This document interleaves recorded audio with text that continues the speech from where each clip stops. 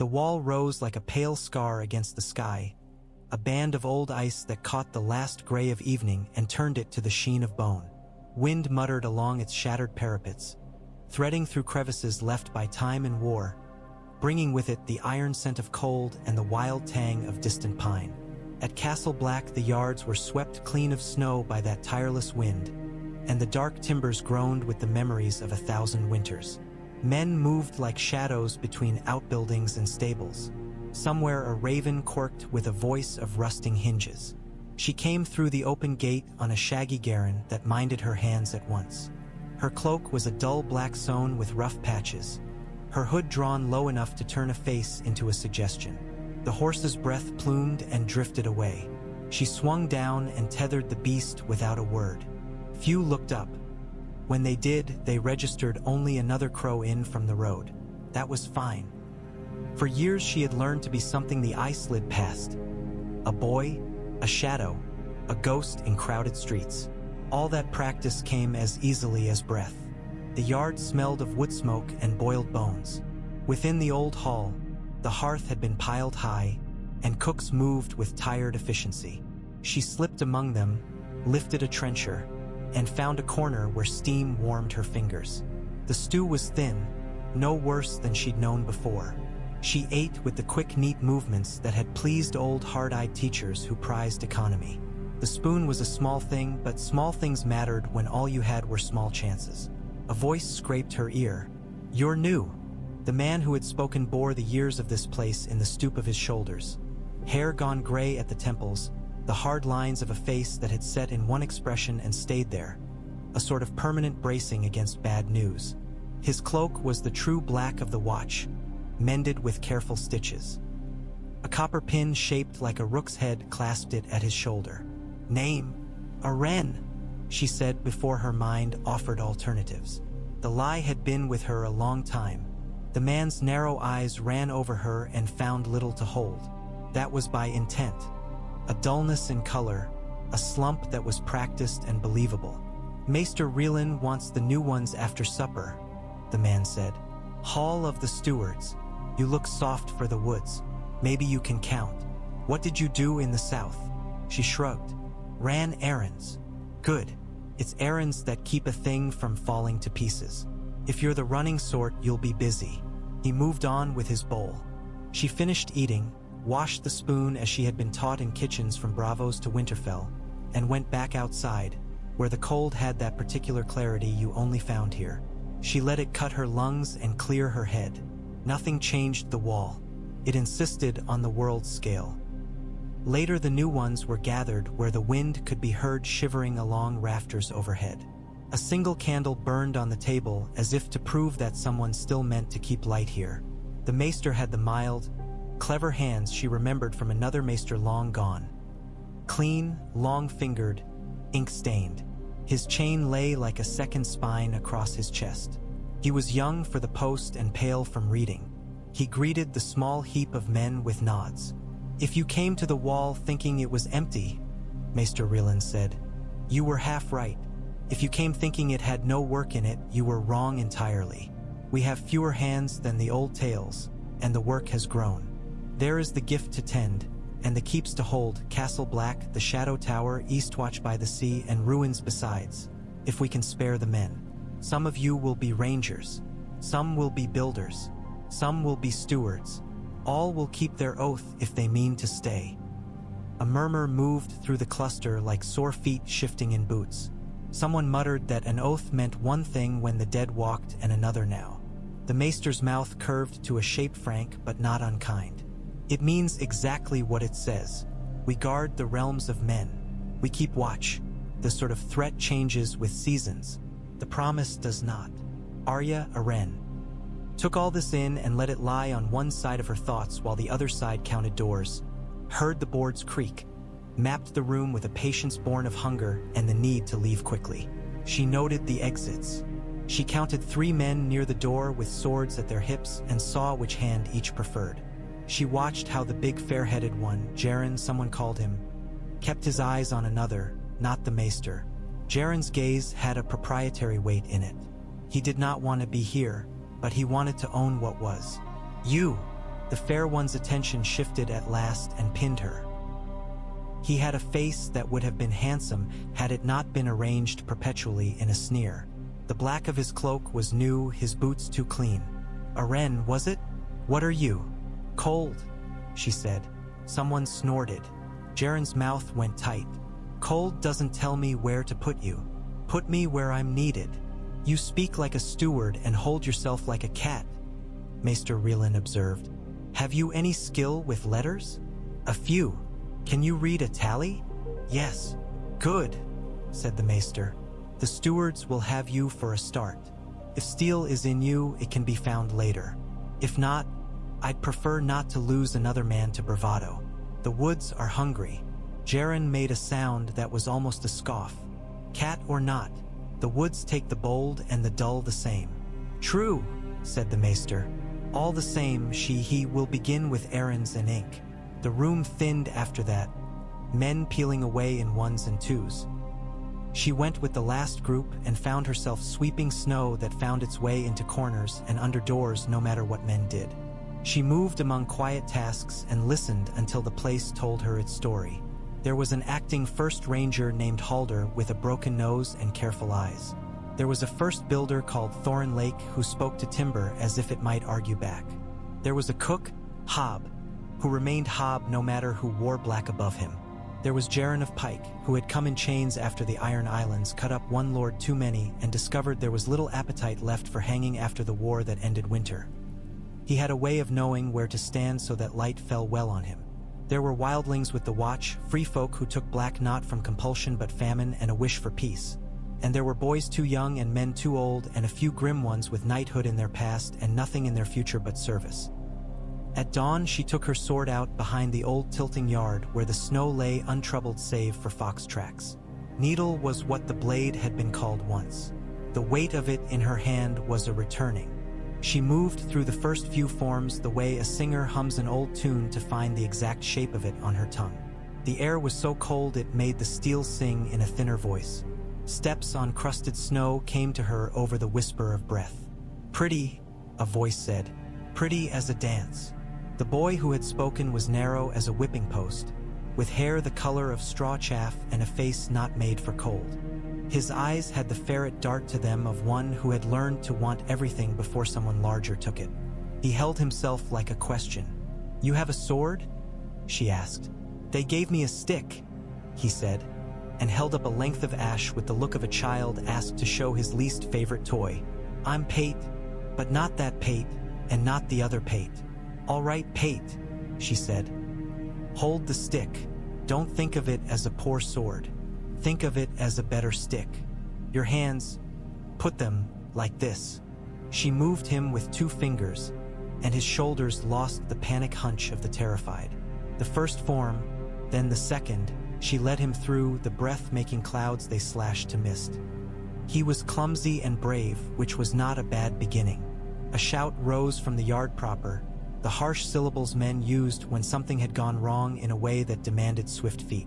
She and the boy went toward it without speaking.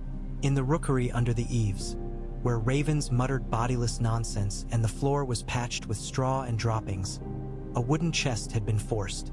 The lock lay broken, the iron tongues that had held it sundered by a chisel. Maester Rielan knelt in the straw, his hand hovering over a scatter of black feathers. We had 20 messages prepared, the Maester said, not to anyone at all. And now there are 5. Halder looked at the broken lock with the expression of a man watching a winter's worth of cordwood go up in smoke. Who had keys? Only myself and Kedge, Maester Rielan said. He's been my hand since Clyda's. He's honest. Honest men do desperate things, Halder said without judgment. Jaren came sauntering in as if summoned by the sound of his own name. Ah, he said when he saw. And now we have no way to tell Eastwatch that the coast is less than safe. Well, that's a pity. For who? Halder asked. For anyone who sails before we can wave them off, and for the men who need to hear that Molly's Ford is without a garrison, that Molestown has a market again but not a wall. Jaren's sigh was elegant in its uselessness. We do love our secrets here. Maester Rielan's mouth had flattened to parchment. We do love our work undone. It was an ugly thing, stealing words meant to bind a vast cold land together. A few years ago, a theft like that would have ended in a rope. Now, with fewer men and more need, consequences grew complicated. She made herself small and listened as men fanned out to ask and accuse. Kedge lifted his hands and let them fall and said he had slept by the stove because the night had knifed its way under his ribs. Jaren mentioned carelessness as a moral failing in a voice intended for ears that would carry the judgment out into the yards. She made a circuit of the rookery in her mind. A low window lately repaired. Splinters on the sill where a knife had worked at new wood. Boot prints in straw. One set tracked dampness from melted snow. The other was dry and light-footed. There had been two then. One to work the lock, one to carry messages. The birds flapped and croaked protest as she moved through them. Too comfortable around humans to be afraid now. Too foolish to fly. A message destroyed meant a message with inconvenient words. She thought of what such words might be. There had been talk of the king's new charter, softened rules, the sort that made an old order bristle. Women would be permitted to take the black, it said, and service would be counted service whether done by hand with stone or with sword under a bleeding sky. The new gift would be granted to families willing to farm and defend it. The watch would be their shield. The oath would not change. The watch would bind itself to no lord, no lady, no bed. But the flesh that spoke the oath could be whomever the realm had. That was what rumor said. If such a letter had been among those stolen, if such a letter could be made never to arrive, then the world would shift less and stay more like what pleased certain men. Jaren was watching the maester and halder with a thoughtful, patient gleam. He had the look of someone ready to slip into a space the moment it opened. Later, when the day had gone brittle with sunlight and wind, she walked the narrow corridors under the wall, where ice bled blue in light that had no warmth. In the old places, the stones sweated secrets. Her breath sounded like someone else's, and the drip of meltwater marked time like a clock with a slow, sour tick. There was a door there that had not been used in any living memory for the common run of men. The door that led to a stair in the ice and then to a place very old and very far below, where the wall met bedrock and the oldest magic of it lay. She had gone there once with a boy who'd watched her spar and had named her Small and Quick both, who had believed in oaths until belief made him bleed out under his brother's hands. She had a rash thought that she would go now and find the gate and speak the promise. It would not be to the letter of their habit. It might be a hearing of the heart of it. It would be to measure herself against a thing that did not compromise. Instead, she turned. There would be time for such a thing or there would not. The stairs would wait. The old door did not rust. At sunset, a band of free folk came through the woods with 2 white-furred dogs at their heels and spears wrapped in cloth to show peace. A woman with a face cut by wind and laughter came forward and raised her hand. The fur cloak on her shoulders had been patched with bits of sail. "Where is Crow's son?" she called. "Where is the one with the long face who talks to ghosts?" "Ghost talks to himself," Halder said dryly. "Jon Snow is gone beyond the wall with your people. He leaves us other ghosts to argue with. We have word to trade," the woman said. Dead stones were moving in the mountains. The old bones that never thaw now lie in different places than before. The frost cracks and treats men like walnuts. The ice hides holes a mammoth could slip through. And raiders came by sea, not ours and not yours. They take what floats and what walks along the shore, and they burn what doesn't run. "Eastwatch," Halder said without looking at anyone in particular, but his gaze found Maester Rielan all the same. "And more," the woman said. "Hardhome never had luck. Still does not. Children go missing.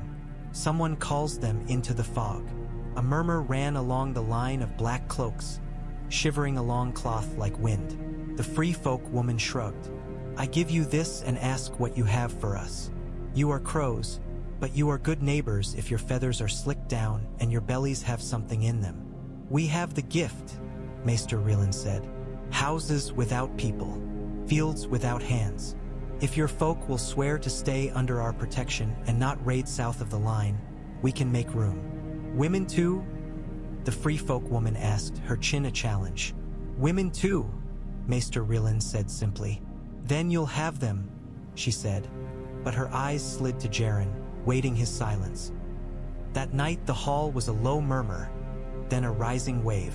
Men who had never imagined a sister in black sat with their mouths open like fish. Men who had been saved at Winterfell by shield maidens and spearwives nodded with a pragmatism acquired by almost freezing to death. Jaren listened, examining the grain of the table with his finger as if he might learn the whole problem by touch. When at last he stood, quiet followed as greed followed gold. "We are the Watch," he said. "We swore what we swore. We do not bend to whims. What is next? Children? Old beggar women? Cats?" The smile that twinned his words was gentle. He could become what he needed to.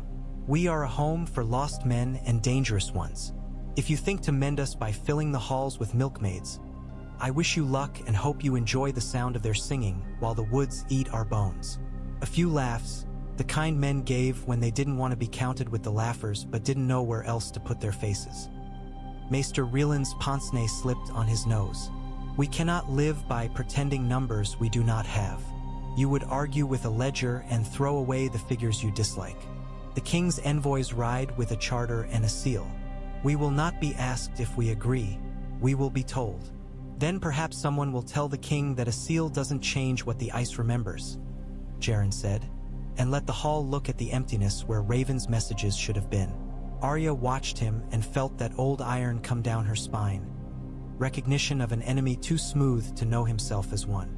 She had faced men who were monsters and men who made monstrous choices because they liked the moment of choosing. Jaren liked poise.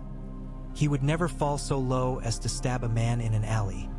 He would arrange for someone else to be there with a knife. There were chores and there was cold and there were 100 little grievances to score and forget and score again, and there was training. She took her sword out every dawn and every dusk. Hate returned each time with his stick and more stubborn hope than skill.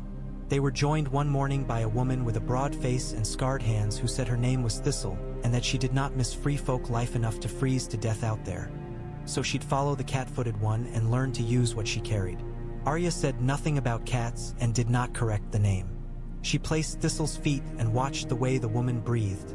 Long and steady, early in the morning when many seemed drunk on sleep. A good heart, a steadiness under fear. You could build a range on that.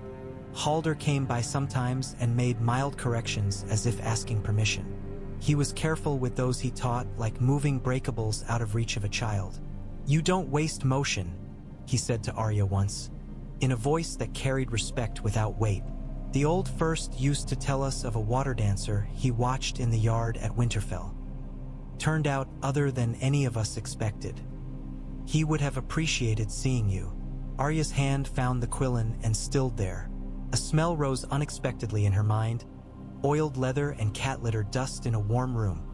A voice saying the first step is to make the blade an extension of your arm, little cat. She had told herself for a long time that remembering was more dangerous than forgetting. She had been wrong. Snow came, then a fog from the sea that found your bones and sat there. Men coughed. Frozen boards cracked. Hob served onion broth so thin you could taste each onion separately. The free folk brought fish and gave them as if they were lending them. Gifts went south on sledges to be bartered for grain. The work of holding any line, be it made of ice or hunger or promise, was the same. You checked the pegs and the knots in the rope and the faces of those alongside you, and when one point slipped you hamstrung your complaining and put your hands where they belonged. Early one morning something came gliding down the long slope of the unnamed road like a shadow unacquainted with its own body. Two shapes on shaggy ponies, then a third half-dragged. The gate guards shouted and then shouted again, and men came running with arms full of blankets. The riders fell more than dismounted. One was a youth with hair gone white with frost.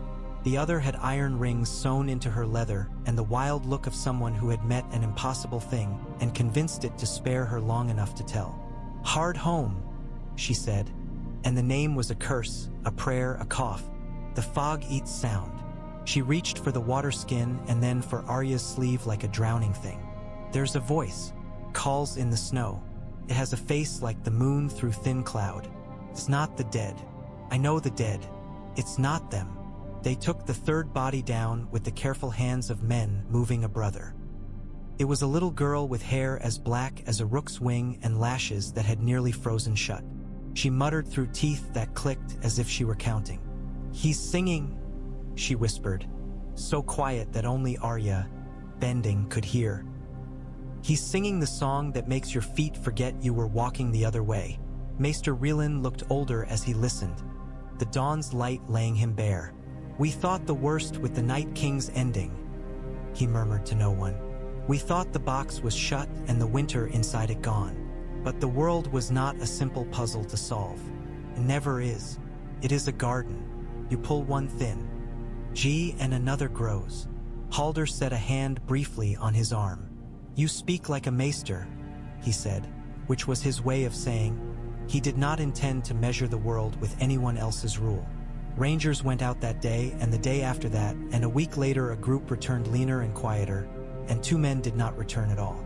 They told a story of empty shores and broken boats and a fog that thickened suddenly like boiled milk, and voices in it that were not voices. No bodies, no footprints, just a disquiet, as if something were practicing at the edge of hearing. The sound of thin ice flexing. "Magic has its own graveyard," Maester Rielan said, hating the sound of the words as he spoke them. "This might be one of those places. After great work, there is disturbance like heat shimmering over stone." "And there were raiders," Halder said, "who had no patience for graves that left no bones. We found embers and fish heads and footprints leading toward the cliffs, some with boots, some bare. Eastwatch needs warning," the maester said, looking to the empty space where messages should have winged. Jaren smiled blandly. "Then we must send a man," he said, and lifted one lazy hand as if volunteering some other back. "I'll take the river path," Halder said, which was another way of saying he would not like Jaren within 10 miles of being the one to choose who was a man and who was not. Arya lay awake that night, listening to the settling of old timbers and the whisper that some called wind and others called memory. She had sailed west on a ship once with a map that ended and a heart that had not. She had found horizon after horizon and salt after salt, and the world had been wide and good and empty of her. But a letter from the north had found her at a port where the gulls laughed like men and the boys swam with a frog's ease. The letter had 3 lines written in Sansa's hand. "Jon has gone. The watch is a roof that leaks. The world will not keep itself. Come home if that is a word you can bear." She had read it and put it away and then found her hands packing without asking her mind. She could not have said why. She had only a sense that something calling itself no one had drifted long enough. It was time to answer to a name again. She went to the old stair in the ice at dawn. Her breath painted the wall. Each step down had its own tone underfoot. At the bottom she found the door where it had always been. A weirwood face carved in the soft stone of the earth itself, its lips sealed like a wound grown over. In the old stories, the door listened and opened only to those who spoke the watch's words with a clean heart. She stood in the cold and let her thoughts braid into a single rope. "I will stand," she said to the face. The words were not exactly the old ones. She would not take them whole for herself without the ceremony owed. But she spoke the bones of them, quiet as a girl telling a tree a secret. "I will hold to this place and to those it shelters. I will not take a wife or husband. I will not have children if they would bind my oath. I will keep the dark from the door as far as I am strong." Her breath smoked. "I will be the knife in the night that cuts nets and sets folk free, and the shield in the day that takes a blow and does not break." The old medicine of language settled between them. "This is for now. Later we will say it to the letter, you and I, with witnesses and the weight it requires. For now, let me pass." The face listened. The ice behind the door did not move. That too was an answer, not yet. She smiled in the dark under the wall, which was a strange place to make anyone smile. "All right," she told something that might have been a tree root older than kingdoms. Soon, when she came out into daylight, snow was falling. Large flakes that swam downward in considered spirals. Men with brooms and shovels and baskets made chaos of it and ordered it again. The morning had that quiet particular to the beginning of storms. Jaren and 2 others stood under the walkway along the inner side of the wall where the wind was less cruel. The men with him were both short in ways that made them look like a pair of bookends hired to hold up his importance. He had a parchment in his hand. "The king's envoy is a day out," he said in a voice made for small rooms with good wine. "We will greet them formally. The charter cannot be opposed, but it can be negotiated." "Meaning you will smile while telling them what you mean to do," Maester Rillen said. "Meaning we will speak as men who keep a place for the realm," Jaren corrected. "Not as children eager to please." "Be careful what face you choose," Arya said, surprising herself more than him. "Old doors remember old faces." He turned lazily. "And what does that mean, Aren?" "It means thin ice has a way of looking like ground." "How poetic," Jaren said. "Shall we hire you to stand on the wall and warn us about clouds?" "Hire someone else," she said, and let her mouth smile and let her eyes nod. "I've work." The king's envoy arrived with a seal stamped so cleanly that even the ugliest of men could admire its curve.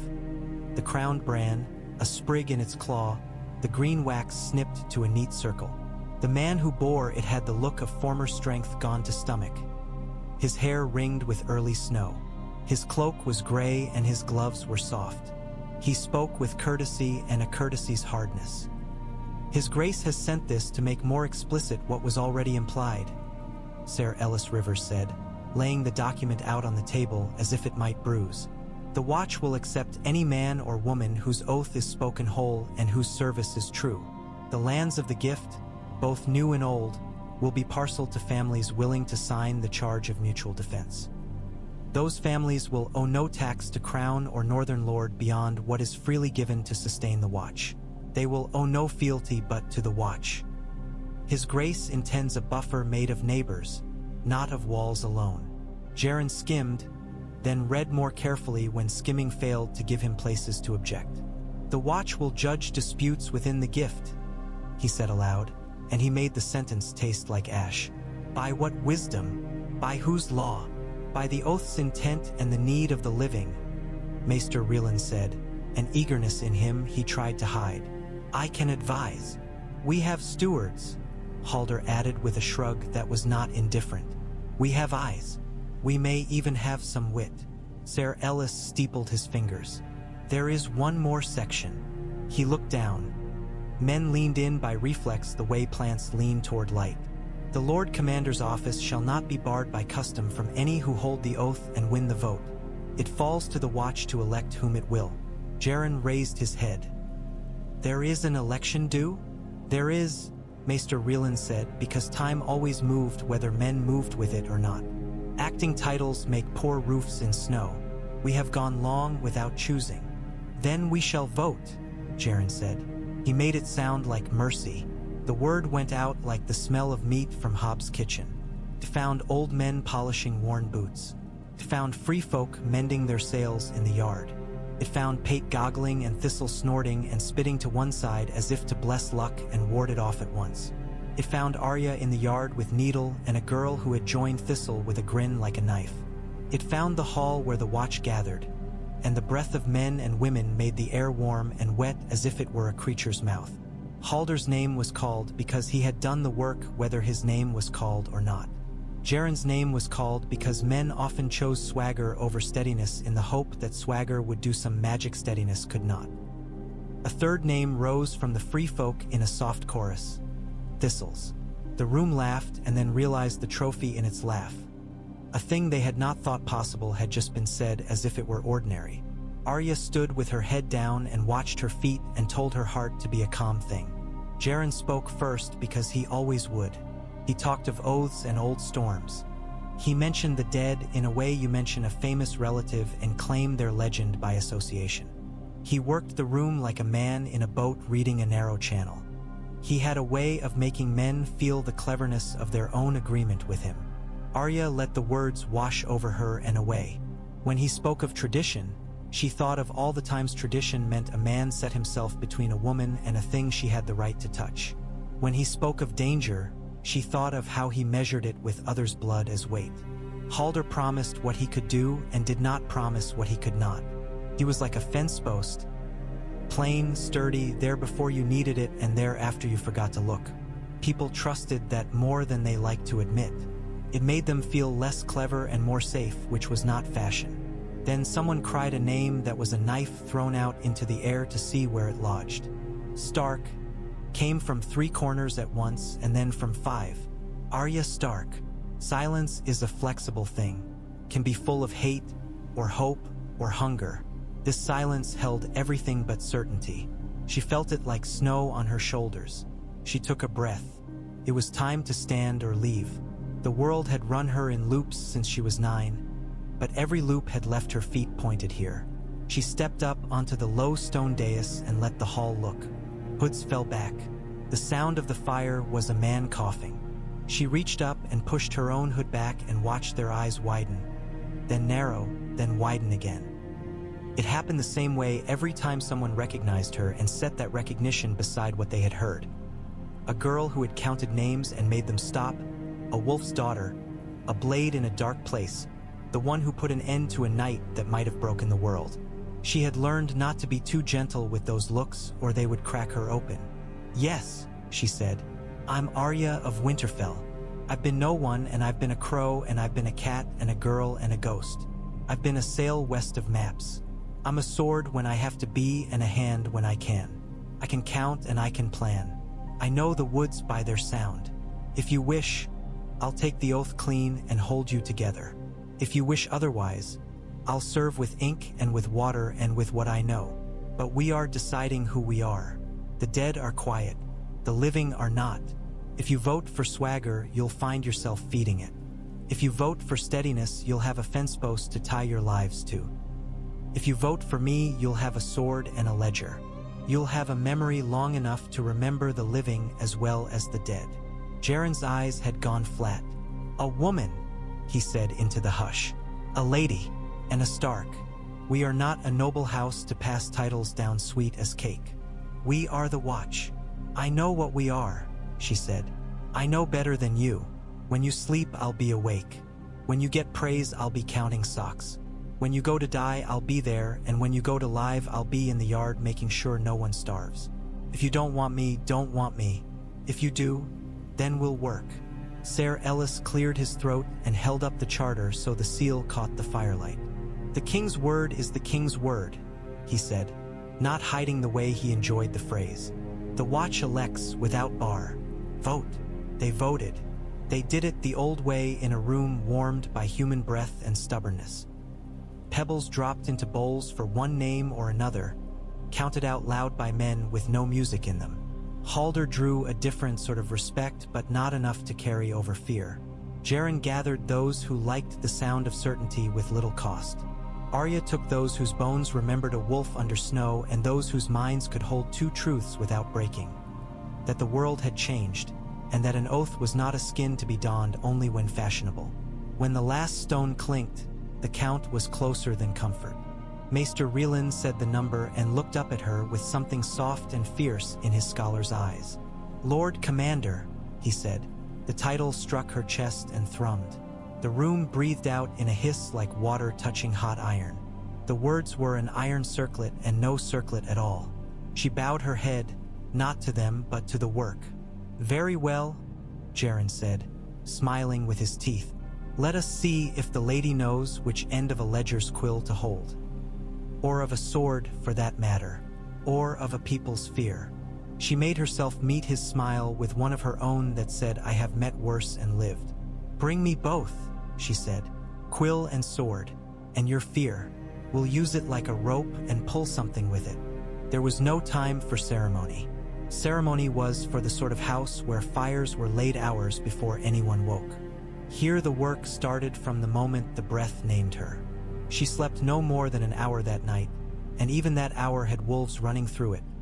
Long-legged, gray shapes flowing through black trees with the practiced ease of water through fingers. When she woke, the dream did not fade. The winter air had a taste that made her tongue catch against her teeth, wild and metallic and familiar in a way that made her want to laugh. "Nymeria," she said softly to the dawn, and the name felt like coming home and like the first step away from it both. She took the oath with the old words that afternoon. in a circle of men and women with breath rising like offerings. She spoke it whole and felt the door under the wall open far away, in the idea of it, as if a hand had unclenched. The words did not bind her more than she wished. They bound her to what she had already chosen. When she finished, Thistle grinned through chattering teeth and Pate wept without making a sound, and Halder took her arm with a brief, rough squeeze like an older brother's. Jaren looked down as if calculating and found his sums coming out differently than before. The first thing she did was send for the ravens. She and the maester repaired the broken chest with their own hands, measure by measure. She set watches on the rookery and the rookery's hatch and the window and the corridor outside and the door to the corridor. She posted Thistle there with a spear and a stick, and Thistle's grin became the grim line men wore when they had been given a thing worth keeping. The second thing she did was set out for Eastwatch with a party light enough to move quickly and heavy enough to look like consequence. Halder rode with her. So did a young builder named Kennet who could look at an icicle and tell whether it could be trusted. So did two free folk who had walked those paths since they were small. They moved like ink over a map, fast and dark and determined not to spill. The woods leaned in close, branches burdened with snow, trunks smoothed by centuries of wind until they looked like old men's shins. They found Eastwatch with its bones showing. Piers splintered by storms and by raiders and by neglect. Houses whose doors were fastened with rope because iron had been needed somewhere else. The sea licked at the shore with its old, incurious appetite. A bell lay on its side in the snow, half buried, its tongue still. "We could fix this if we had 10 times the people," Kenneth said. "We could fix one thing," Arya said. "Then 2. Then we'd have 3. 3 is close to 10 if you're stubborn enough," Halder agreed. They spoke with the men who kept the place by the bull-headed will of those who had nowhere else to put it. They learned of raids. Narrow ships with carved prows and crews who spoke in a language that sounded like ice-breaking. Not iron-born, different. Farther east, the raiders skimmed along the coast, cut a village out of itself, and were gone before the watch could gather and move. Hard home, a man with a scar along his jaw said, his thumb rubbing the bone without his noticing. "It's bad there again. Worse. I went close and turned back. My feet wanted different things than my head." They slept in the old tower where salt ate stone. Arya dreamed wolves again, but this time the dream lost its border. She was running with her tongue lolling and breath singing, and the snow struck her muzzle with the sweetness of cold water.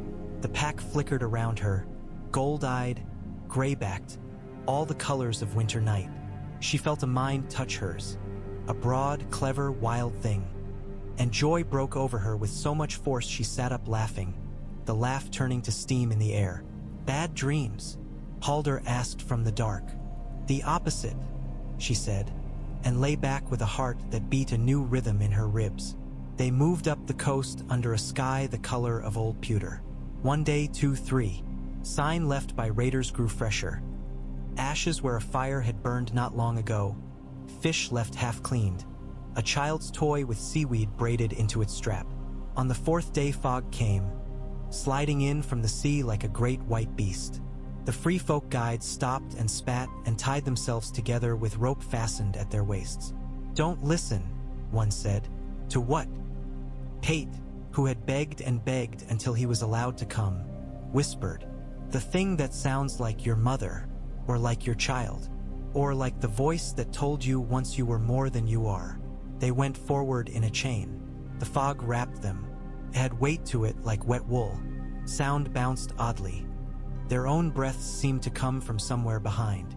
A voice very far and very near sang for notes. They were notes a nurse might hum to a fever. They were notes a boy might whistle alone at the edge of a field. They were notes the wind could make through a broken shutter. They were ordinary, and they were unbearable. "Don't listen," the free folk man muttered again, and his words tangled in the fog. Arya's heart tried to turn in her chest toward that music. Her mind told it no. She thought of Sirio counting under his breath. She thought of a red-haired sister speaking with relentless patience. She thought of a boy who gave up a crown to keep a promise. She thought of a wolf with yellow eyes and a mind like the smell of rain. She held out her hand into the fog and found Pate's fingers with it. The boy's bones were shaking like a rabbit's. She squeezed and pulled, and he came because habit brought him where courage might have found no purchase. The song followed, just behind, just ahead, never from one place long enough to fix a knife on it. They came out of the fog like swimmers breaking the surface of cold water. It was as sudden and ordinary as that. Sound fell back into its place in the world. The scrape of a gull, the sough of that endless sea. They stood on a strip of stones like beads on a wire, and beyond them a cliff rose sheer and wept with melt. Behind them the fog still crouched, breathing. "Something rides that fog," the free folk woman said. "Not a ghost, not a god. Person. A soft thing become hard." "Skara," the other free folk said. The name spat as if it tasted bad. She was a skin changer with a bear once.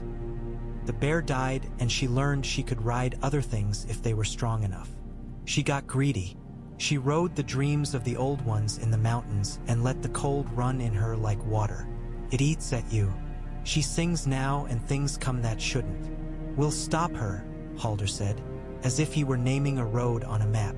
The cave mouth was hidden among 100 other cracks in the cliff, marked only by a string of bones hung like bells that made no sound. Inside, whale oil burned in a dish, its light small in a space too large for it. The ceiling dripped. There were marks on the stone where someone had drawn circles and lines with ash. In the deepest curve of the cave, a figure sat with her legs folded, eyes closed. Her hair was white like snow left a long time in shadow. Her glove lay on the rock beside her, and where her hand was bare, the fingers had taken on a gray, translucent look, as if a frost had seeped inside them and lingered. "Skara," Arya said softly. The woman's eyes opened. They were pale and very dark both at once. A trick of light that left you doubtful you had ever seen eyes before. "You shouldn't be here," Skara said. Her voice was like someone speaking down a coil of rope. "You have a wolf in you. He does not like caves." "He likes me enough," Arya said. "Why do you sing?" "Because they're thirsty," Skara said reasonably. "They've been dead such a long time for men. The old places. They want company. I take a cup and carry it to them." "You take children," Halder said, who never spoke like a story. "That's what you take." Skara's mouth curved. "I borrow them. The fog kisses them. They go dancing.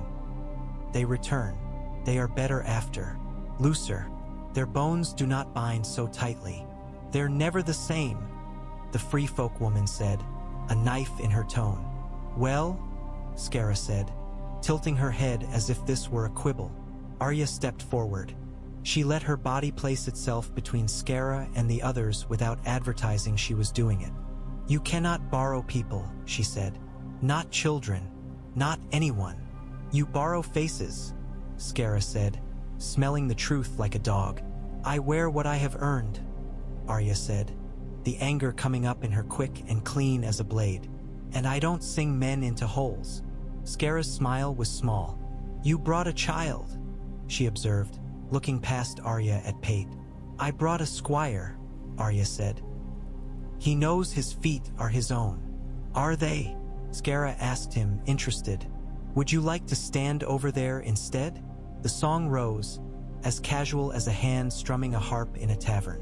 Pate's foot moved toward left before his mind slapped it back into place. He grunted and set his jaw and put the foot back where it had been.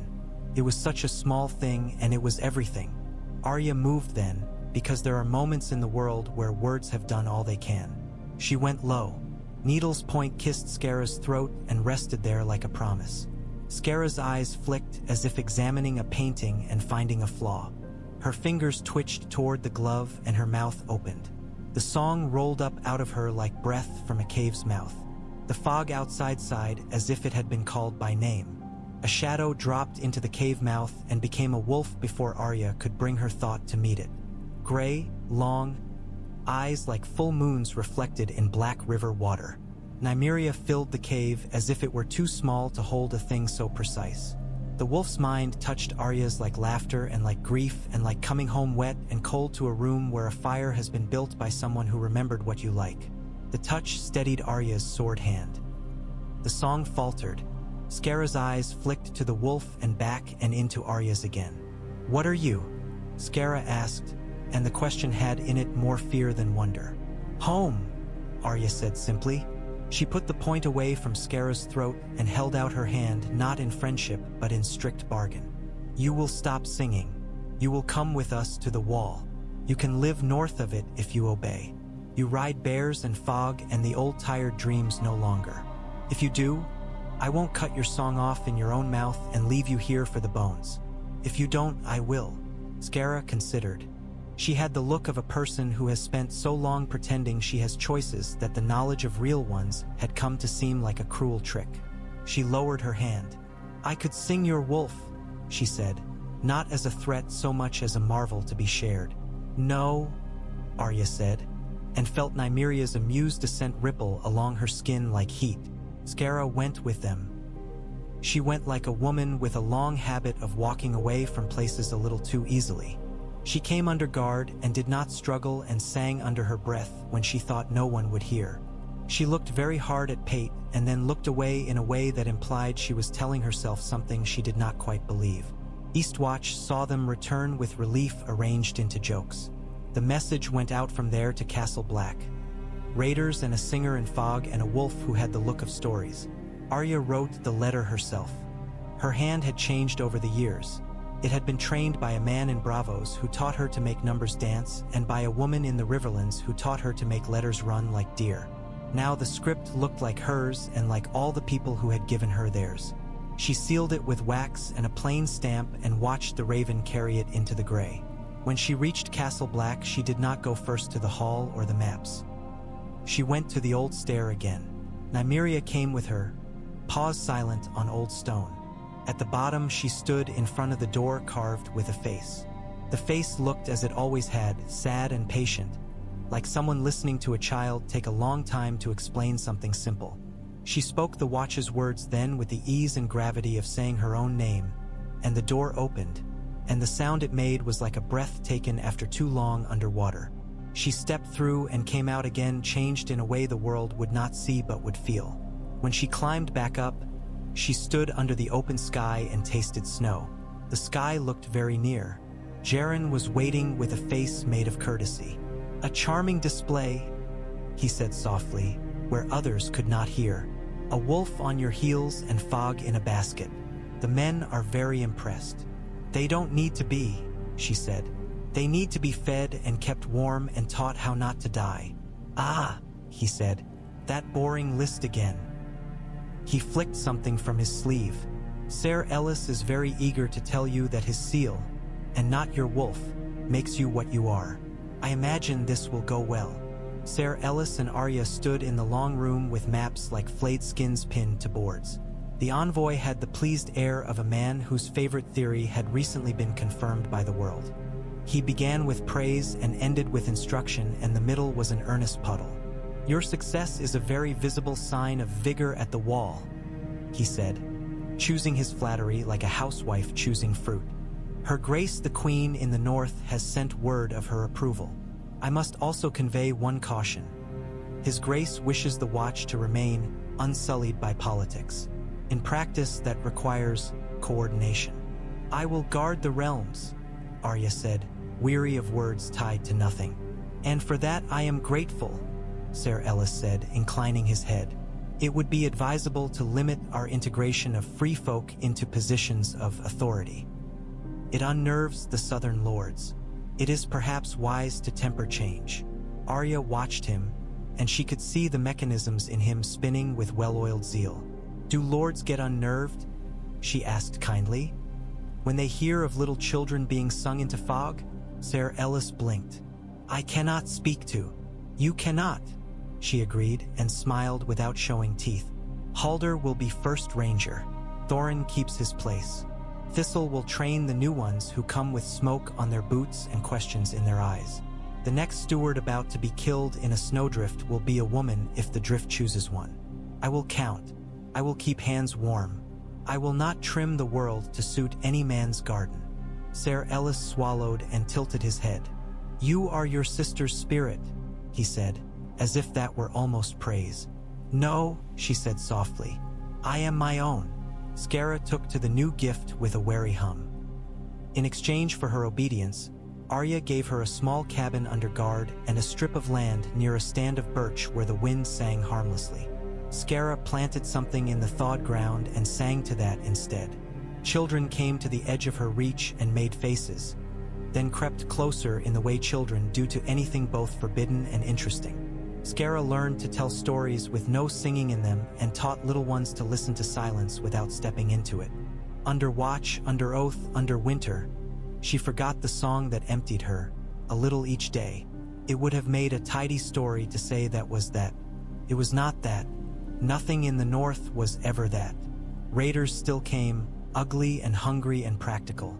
The watch learned to fight along the shore with ropes and nets as well as swords, to draw ships onto hidden teeth and take their crew with spears. Men died. A few women died. Each death struck in a new place. The maps grew thick with pins and notes until they looked like hedgehogs. Kenneth rigged braces along parts of the wall that had long needed them, and each brace groaned like an old man pleased to be acknowledged, though he would die anyway. Mole's town began to breathe again. Where once miners went down for clink of coin and warmth, farmers now went down and traded for nails and boots. Alle Brut. Children ran. The first baby born under Arya's election came into the world in a room warmed by 3 stones and 2 bodies. He had a head like a half-peeled apple and a howl like a kettle, and someone joked that the Lord Commander should name him. Arya said stone, and the mother laughed and said that was no name for a boy, but later the child answered to it as if no other had been possible. Sansa came in spring, queen of the north with men at her back who looked proud to be her shadow. She rode a roan mare with the quietness of someone who had learned fear and then learned how to put it away in a clean drawer. They embraced in the yard under that very old sky, and the wolves that went with them were not the same as the girls who had once chased cats in the Godswood. Nymeria watched with yellow amusement. Ghost came with Sansa's party, long-legged and silent, and laid his head against Arya's thigh in a gesture half love, half acknowledgement. Sansa laughed at that with her old, secret smile. "You look like father when you're displeased," Arya told her later, in the Lord Commander's rooms where the maps kept themselves civil. "I should hope so," Sansa said. "I am displeased often and wish to look handsome doing it." Her eyes moved over the marks on the map. "You have done more here in months than men managed in a decade." "I have had help," Arya said, "and fewer people telling me what my hands are for." Sansa's mouth quirked. "There are always people for that. You've just learned to stop listening sooner." They walked the wall together. Sansa's gaze went to the horizon and the small people working with a great care below. "I asked you to come because there is no one else I would not have to teach," she said. "You came because you were ready to be useful." "I came because there was nothing else," Arya said. Everything else felt like wearing old shoes stolen off other people's feet. "This fits," Sansa said, a statement more than praise. "It will do," Arya agreed. They did not hug. They did not need to. The wind did the thing for them of laying them open and letting the cold show what was true. Jaren tried 3 plots after that. He attempted to starve a group of free folk off their parcel and then generously offer them a new piece of ground he controlled like a trapped yard. Thistle caught him counting sacks. He tried to set Ser Ellis against Arya by writing a letter in a hand almost exactly the envoy's, ordering a redistribution that would have made men march. Maester Rielan traced the ink back to a bottle bought from a peddler who remembered Jaren's pretty lies. Last, he set 3 men to cut the ropes on a ladder just as a party went down the far side of the wall on arranging. Pate saw the frayed ends and ran fast enough to curse the men into reconsideration. Each time Jaren smiled, as if to say he had been testing the system for holes and was pleased to find it so whole. The 3rd time Arya took him into the old yard where the snow lay in thoughtful angel shapes wherever men had fallen last year with rope in their hands. "You are out," she said, and the words as she said them felt like cleaning a wound. "You will go to Molestown with a guard. You will work there for 3 years under the Oath's eye. At the end of it, you will be given a boat and a coil of rope, and you can sail east if you like to find someone who thinks you still have only a few choices." "You will exile me?" he asked, trying to laugh with no breath in it.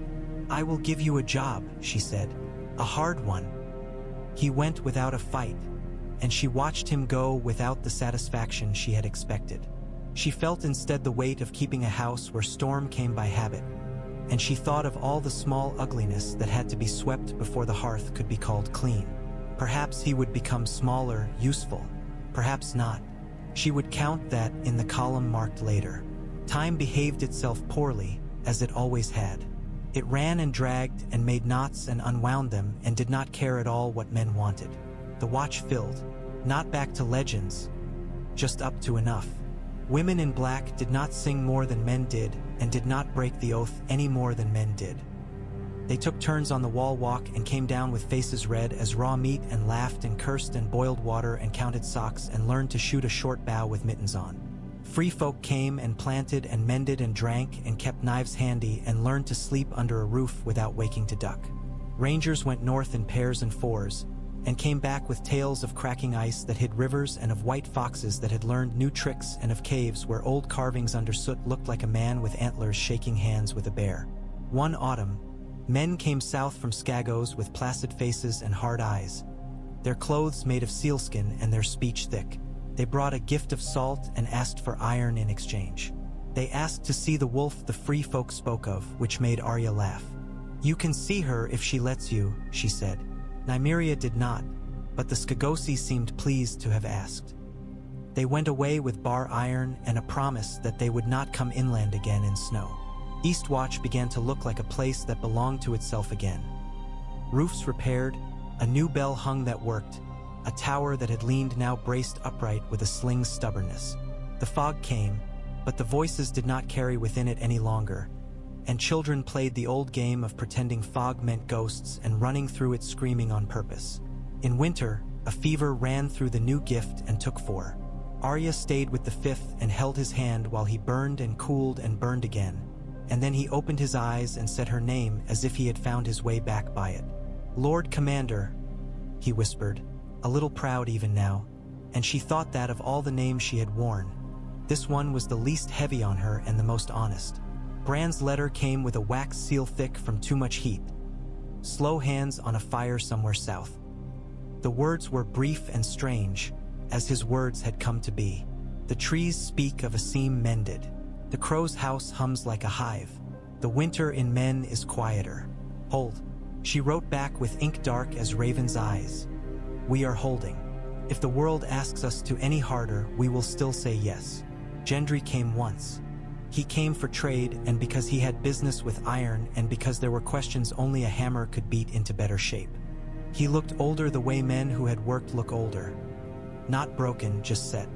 He came into her room at dusk while she was taking off her boots and stood there with his hands awkward and sure both at once. "You always wanted to see what was west of everything," he said. "I thought you'd keep going." "I did," she said. "It looked like the sea always looks. Big, busy, empty. I came back." "You came here," he said, and he meant the wall and he meant this room and he meant this moment. "Are you pleased with me?" she asked, half smiling in a way that broke and mended his face. "I am," he said, and color rose under the winter in him. "It's not for me to be, but I am." They did not touch for a long time.